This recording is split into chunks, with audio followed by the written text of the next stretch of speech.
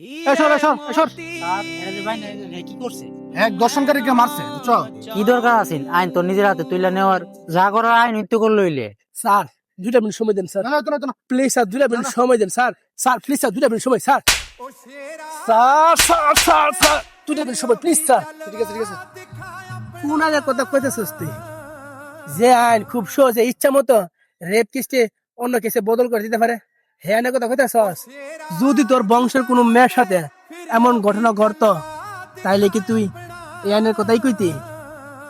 আবে মাথা নিচে না মাথা উপরে রেখে ক, তুই কি এই আইনের কথাই কইতি তখন?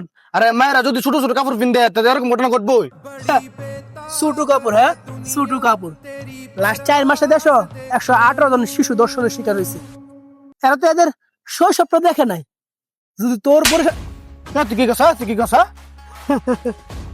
118 জন শিশু হতো কারো না কারো বোন মেয়ে। We want justice, we want justice, we want কি লেখছে? তোমরা কি লেখছো?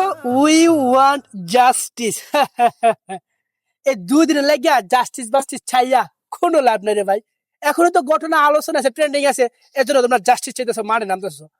কিন্তু 2 দিন পর যখন ঘটনা আড়াল হয়ে যাইব তখন কিন্তু এই জাস্টিস আর চাওয়া হইতো না, তখন কিন্তু সবকিছুই আড়াল হয়ে ओ যাবে। शेरा এসর, এসর, फिर यो ही जलवा दिखाया अपने